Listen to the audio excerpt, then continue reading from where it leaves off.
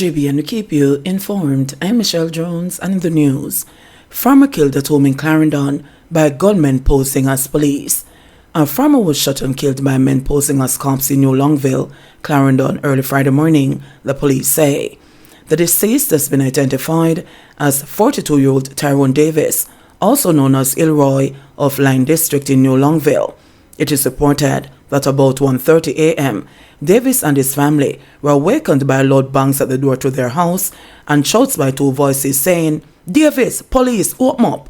The now deceased complied, after reportedly hearing the banging getting louder at both the front and back doors. On opening the front door, the men opened fire, hitting Davis in his head. The police were summoned, and on arrival, Davis's body was seen on his back with gunshot wounds to the head. Davis was transported to the Mapen Hospital, where he was pronounced dead. The body was later removed to the morgue, pending a post-mortem examination. Up to July 29, the parish of Clarendon had seen a 17.3% increase in murders, having recorded 61 homicides, compared to 52 such incidents over the corresponding period last year. Man fatally shot near police station in Old Harbour. The Old Harbour police in St. Catherine are searching for a man who was shot and killed another near the police station on Thursday. The deceased has been identified as Carol Plummer, 31, a labour of Bannister Housing Scheme in Old Harbour. It is reported that about 6:40 p.m., Plummer was walking along the road. Upon reaching the vicinity of the clock along Darling Drive, he was approached by a man who brandished a handgun and shot him in the upper body. The gunman then escaped on foot into the area. The injured man was taken to the Spanish Town General Hospital, where he succumbed to his injuries. Two women shot, one fatally, at Kingston bar. Two women were attacked and shot, one fatally, at a bar on Windward Road, Kingston 2, on Thursday. The dead woman has been identified as 38-year-old Tracy-ann, otherwise called Pinky, a bartender from Vineyard Town, Kingston 3. The injured woman is 34. It was reported that around 1:55 p.m., the females were at the rear of the premises when a man entered and purchased a cigarette from the bartender in the bar. He smoked it, then went to the rear of the premises, pulled a handgun from his right front pants pocket, and opened gunfire at the two women who were among a group of friends. The police said Barnes was shot in the forehead. She reportedly died on the spot. The gunman ran back through the bar and escaped on a waiting motorcycle that drove easterly along Windward Road. Both women were assisted to hospital, where Barnes was pronounced dead. The other woman was admitted. Police confirmed that her injuries are considered life-threatening. No motive has been given for the attack. Two men charged over Constant Spring Road attack.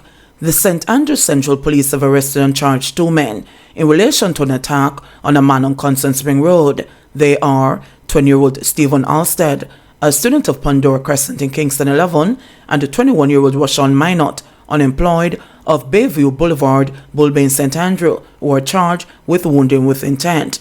Reports from the Halfway Tree Police are that at about 1:50 a.m. on Wednesday, August 2, Alstead and Minot, armed with knives, attacked and stabbed a man multiple times. An off-duty police officer noticed the altercation and intervened, discharging his licensed firearm in the direction of the men, hitting Alstead in the lower body. The police were alerted and assisted all three men to hospital on their arrival. Alstead and Minot were treated and later released into police custody. Both men were subsequently charged, following a question and answer session in the presence of their attorney on Wednesday, August 9. Their court date is being finalized. Body of Joan Teen at River yet to be located. Mother wants area closed. A grieving Manchester woman is urging beachgoers in the Alligator Point area to adhere to the warnings of locals to stop ignoring the no swimming signs at a dangerous section of the sea where her son, Asaf Alo, 17, is suspected to have drowned last Sunday. The distraught mother, Andrea Rennie, is calling on the authorities to close off the hazardous section of the beach. The area known as River has been the scene of numerous drownings over the years, including two in the past week. Locals have repeatedly warned visitors to swim in a river instead of the sea.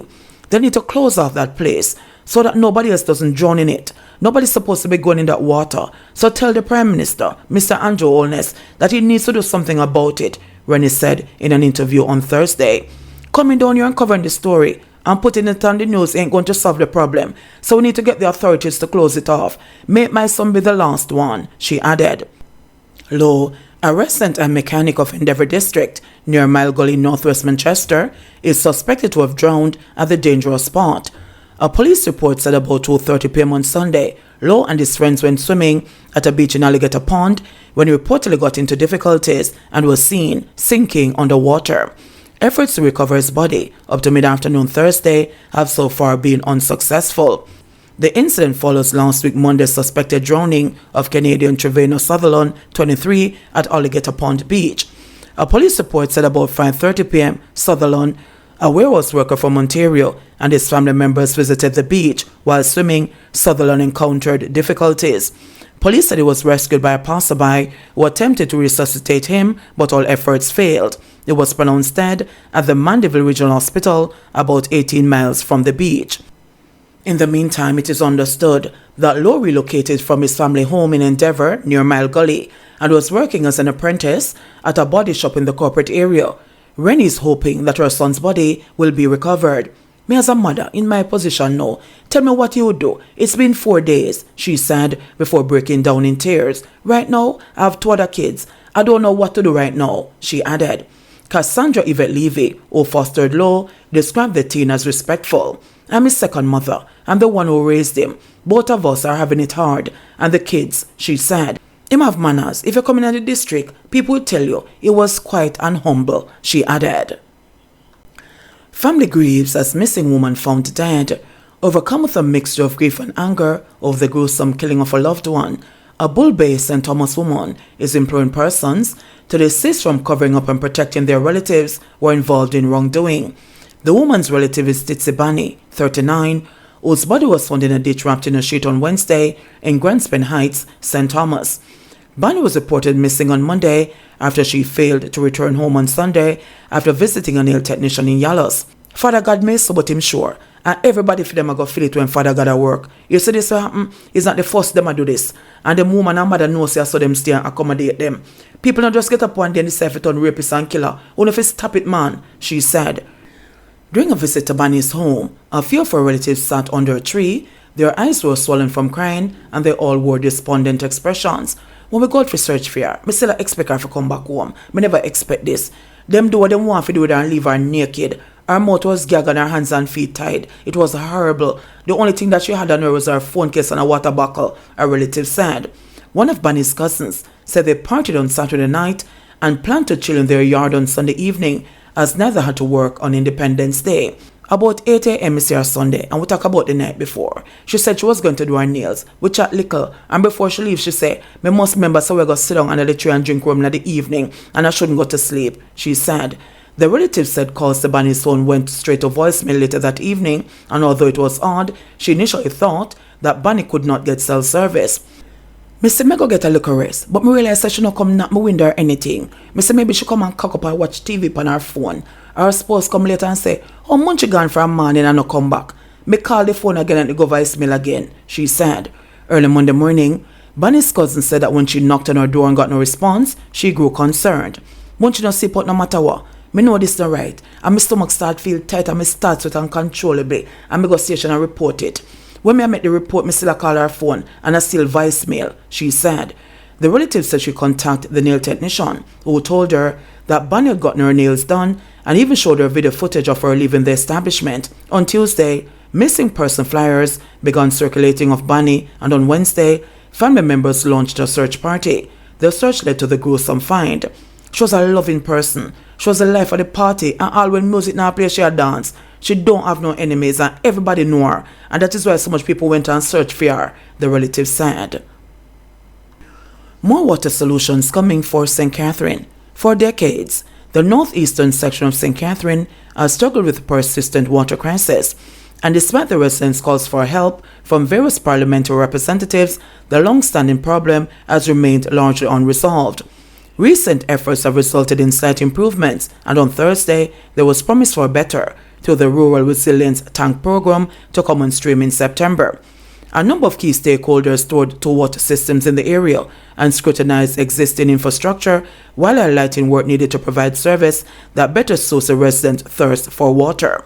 The group included Senator Matthew Samuda, Minister of the Portfolio in the Ministry of Economic Growth and Job Creation, St. Catherine North Eastern Member of Parliament Carencia Morrison, and representatives from the Rural Water Supply Limited, the National Water Commission, and the St. Catherine Municipal Corporation. The first stop was in the community of Hamwalk, where $63 million was spent to complete the system in 2019, and another small river system in Peartree that is costing $18 million that uses solar power installed by the Rural Water Supply Limited. As small as these systems are, they benefited some 5,000 people, and what it shows is an integration of several government agencies working together in a collaborative effort to provide water to the residents, Samuda told reporters.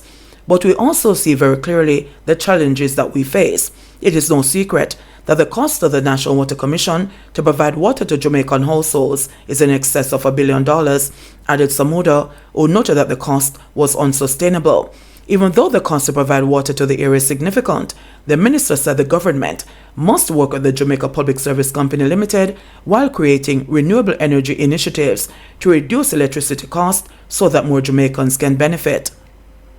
Based on his assessment, the minister also concluded that the area has been affected by hydrological drought. As a result, he announced the government's intention to temporarily truck water to the affected communities, especially Riversdale. But what I will say is that this community will be one of the targeted communities to benefit from the government's Rural Resistant Tank program, which is expected to kick off next month, Samuda disclosed. He said this would see some 50,000 black tanks distributed and installed with appropriate rainwater harvesting infrastructure, which is expected to start over the next 2 years. Samuda said Riversdale would receive $150 million water supply upgrade in the coming fiscal year that will benefit around 5,000 people.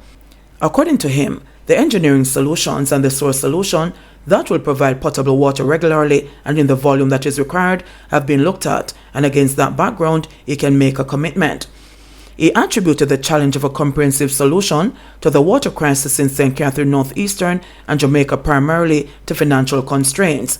Nevertheless, he said the government remained committed to providing potable water to every home as part of its strategic plan. JBN, we keep you informed.